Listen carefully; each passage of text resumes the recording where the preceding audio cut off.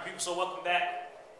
Today I'm going to be going over the next part on page 215 out of the workbook. Hopefully at this point you've watched the first video on inscribed angles and intercepted arcs. I'm going to be building off of that. So if you haven't watched the first video on inscribed angles, stop right now, go back and watch that first video, then come back to this.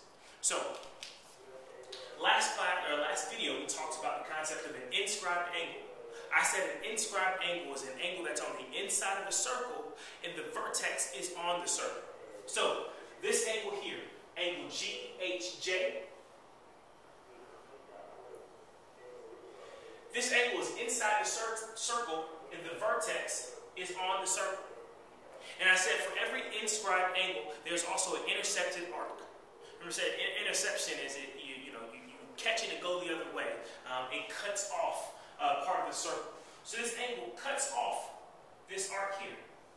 It intercepts that arc. And I said there's a special relationship between an inscribed angle and an intercepted arc. I said if you know the intercepted arc, to go back to the inscribed angle, remember I'm going from big to small, I'm going to divide by 2. So this intercepted arc measure is 100 degrees. To go back to this inscribed angle, I'm going to divide by 2, and now I have 50 degrees. Likewise, this time I have an inscribed angle, and I want to go to the intercepted arc. I'm going from small to big. From a smaller point out to the bigger arc. I'm going to take this 40. What do you think I'm going to do? Multiply or divide by 2? I'm going to multiply by 2. So if my inscribed angle is 40 degrees, my intercepted arc is going to be 80 degrees in measure. So that was a review from the last video. Let's take that and build upon it for the next 3 theorems I'm going to be talking about in this video. First of which is this. I'm still on page 215. It says theorem 6.10. I'm not at all worried about you memorizing theorem 6.10. I just want you to know this property about inscribed angles and circles. It says if 2 inscribed angles of a circle intercept the same arc, then the angles are congruent. Like I said, ladies and gentlemen, if you do not have your workbook for any reason, make sure you're taking notes on a sheet of paper. That's how I'm going to be able to check this, that you did your homework. So, that sounds confusing. I want to make it more clear. This circle here, if you don't mind, I'll scroll down so you can see a little better. This circle has a couple different angles going on. A couple different inscribed angles, so to speak. I'm going to try to highlight them in different colors. So this orange angle, ADB, this is the angle that goes from A to D to B. That inscribed angle has an intercepted arc. I want you to trace over that intercepted arc with me. This is the intercepted arc for that inscribed angle. So let's take a look at another inscribed angle that has the same intercepted arc. Angle ACB. This is the angle that goes from A to C to B. Notice, what is the intercepted arc for angle ACB? Trace over that. You should have traced over the same arc. Here's what this property says. If 2 inscribed angles had the same intercepted arc, then those 2 angles are congruent. If 2 inscribed angles had the same intercepted arc, then those 2 angles are congruent. So what this theorem says is that angle ADB is going to be congruent to angle ACB. It's going to be congruent to angle ACB. So let's talk about what that looks like maybe in the form of a question that you might see. Everybody go over to the next page, 216. Look at the bottom where it says checkpoint. I want to look at checkpoint question number 3. I'll blow this up so you can see it.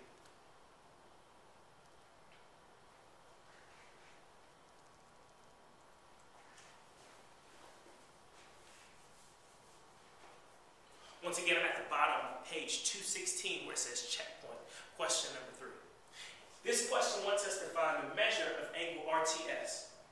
The first thing I want you to get in the habit of, let's highlight angle RTS so we know exactly what we're looking for. Angle RTS is the angle that goes from R down T back up to S. RTS. That's RTS there. Notice, it has the exact same intercepted arc as RQS.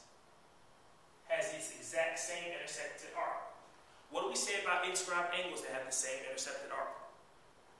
Those angles are congruent. So, if RQS is 31, what do you think RTS is going to be?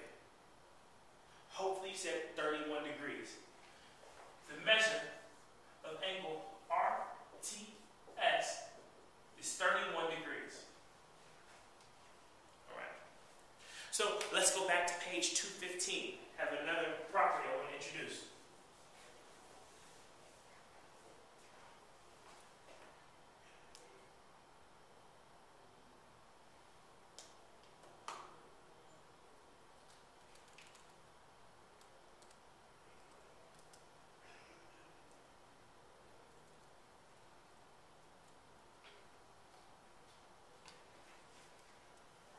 So this is the second theorem, theorem 6.11 on page 215. So I'm not even going to read this entire paragraph. I want you to read it so you see the language and see what that looks like. But let's focus on this picture over here. I'm going to move over to the picture. Please press pause, take time to read this theorem for yourself. I want to focus on this picture if you don't mind.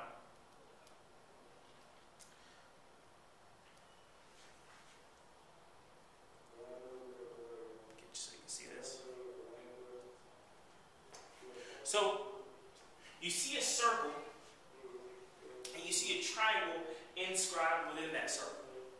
Now, this theorem goes both ways. Here's what it says. If you have a right triangle that's inscribed in a circle, let's remember what it means to be inscribed. That means every single vertex touches the circle. So this is inscribed because 1, 2, 3 points are on the circle. If you have a right triangle that is inscribed in a circle, then the hypotenuse has to be the diameter.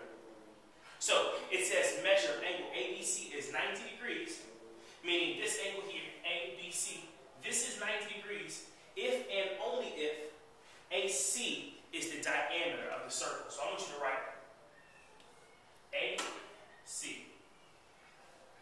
Now this also goes both ways. If you see a triangle that's inscribed in a circle, and one of the sides is a diameter, well, then you know that triangle has to be a right triangle, and that side is the hypotenuse. So, anytime you see a right triangle inscribed in a circle, you know the hypotenuse is the diameter.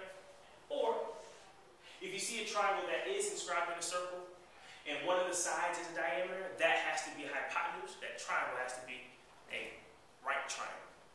So, once again, let's go back and see what that looks like. Come to page 216 again, flip back over.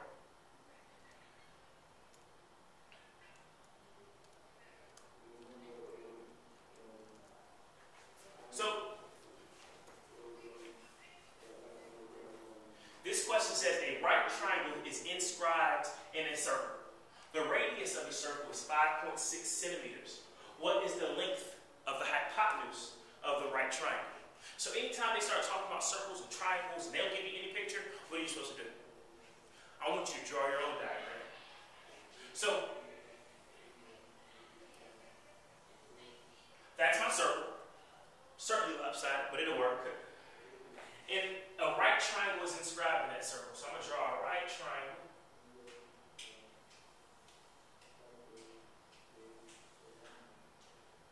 It's my right triangle that's inscribed in that circle. So the theorem says if a right triangle is ever inscribed in a circle, this hypotenuse has to be the what? Has to be the diameter. So if it's a diameter, that means it's going to cut through the center. So I'm just going to put that center point there in the middle of my hypotenuse.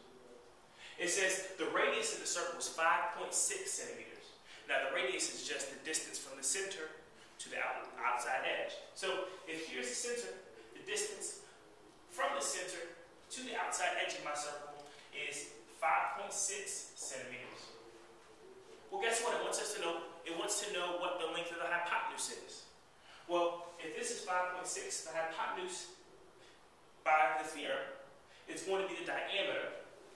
So this has to be 5.6. So when I put them together, my h is going to be 5.6 plus 5.6. That's going to equal 11.2 centimeters. When I add these together, I'm going to get 11.2 centimeters because remember, the hypotenuse is the diameter. It fits a right triangle inside that circle. All right, let's go over our last theorem. This last one is also going to be pretty easy. Everybody turn back to page 215.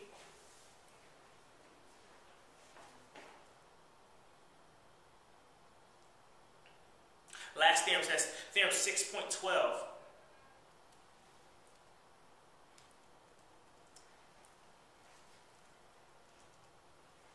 It says, a quadrilateral can be inscribed in a circle if and only if its opposite angles are supplementary.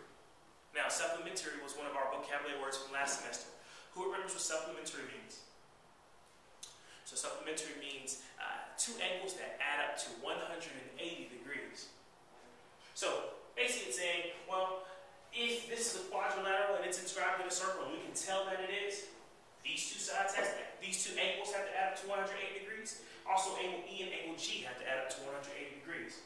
So what it says is measure of angle D plus the measure of angle F has to equal the measure of angle E plus the measure of angle G.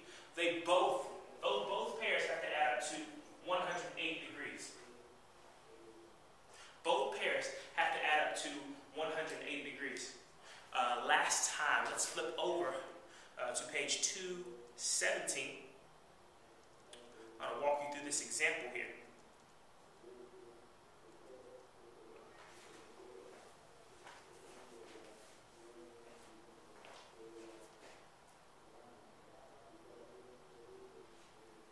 So it wants us to find each variable. I'm going to step away just so people who don't have a workbook can take a good look at this before I jump into it.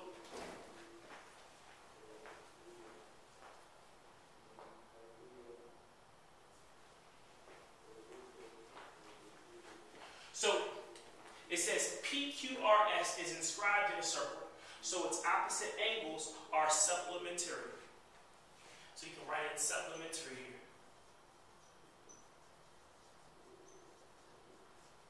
So the measure of angle P plus the measure of angle R, what do these two angles have to add up to? 180. So we know the measure of angle P is 100. So I'm going to fill in 100 down here. Plus Y. Once again, has to equal 180. So now I have a nice little short equation. I have 100 plus Y equals 180. 100 plus what equals 180? We know I subtract 100 from both sides.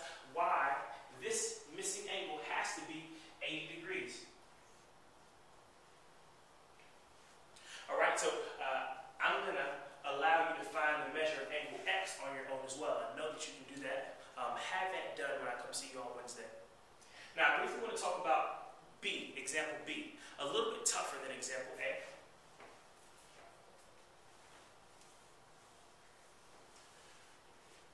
So for example B, we have algebraic expressions for all of our angles here. So it's going to look a little different.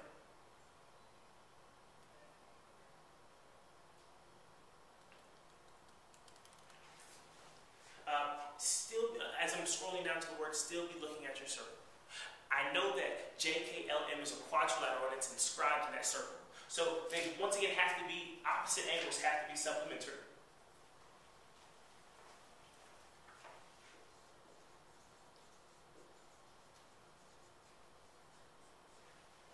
And in fact, for the people who don't have a workbook, I'm actually going to scroll back up and work this out within the picture so you guys can see it, if you don't mind.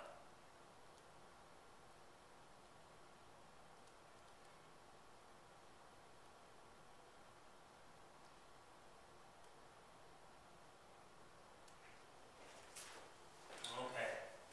So we know these opposite angles are going to be supplementary. So this is J, this is M. This is K, this is M. And let's start working with K and M. So, once again, I know these two angles have to add up to what? They should have to add up to 180.